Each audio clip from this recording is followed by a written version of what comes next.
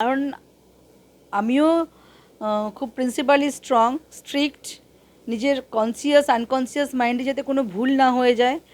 Self respected person আমরা, না? তো আমিও ওনার রেসপেক্টটাকে প্রায়োরিটিতে রেখে আমিও কোনো অনাবদার করিনি। আর জানতাম যে বাইরে দেখা করা লোকে তখন বলবে যে দেখো, কেন উনি ওনার নিজের জায়গাটা ধরে রেখেছেন।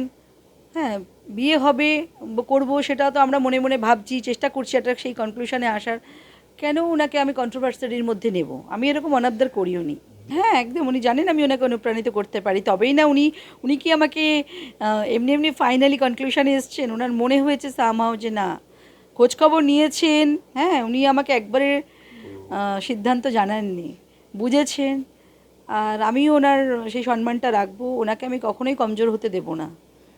হ্যাঁ, মা ডেকেছিলেন, মায়ের সাথে আলাপ করানোর জন্য যেতে বলেছিলেন, পারমিশন দিয়েছিলেন, মায়ের সাথে কথা হয়।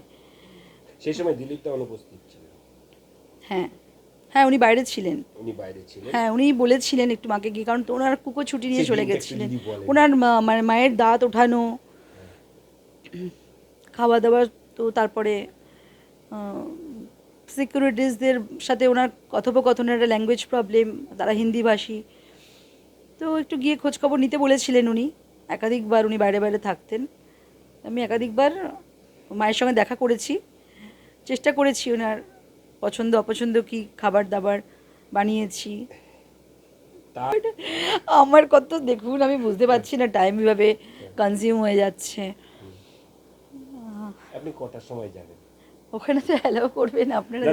আমরা যাব না। 4টের সময় আমার প্ল্যানিং আছে যাওয়ার। আচ্ছা, আমার এখনও বেরোনোর আছে, আমার কিছু কাজও আছে, আমাকে একা হাতে সব কিছু। 12টা 12:30 রিলেটিভসরা এসে যাবে, ঠিক আছে? তো 4টের সময় বেরোনোর প্ল্যান আছে। আপনার অবগত, আপনি জানেন। সিম্পল সিম্পল সবজি, অত স্পাইসি নয়। উনি তো চিকেন, মাটন, এগ খান না। ফিশ, ছোটো ফিশ পছন্দ করেন। মা মাছও আজকে পছন্দ করেন না, ও একটু আধটু খেলেন কখনো, বাট পছন্দ করেন না সবজি। আপনি ওনার বাড়িতে গেছেন, ওনার ভাইদের সঙ্গে কথা বলেছেন? ছোটো ভাইয়ের সাথে দেখা, হ্যাঁ, ছোটো ভাই সেজো ভাইয়ের সাথে দেখা হয়েছিল। হ্যাঁ, ওনার বাড়ির পুজোতে, তখন সবার সাথে, হ্যাঁ পুজোতে সবার সাথে আলাপ হয়েছিল।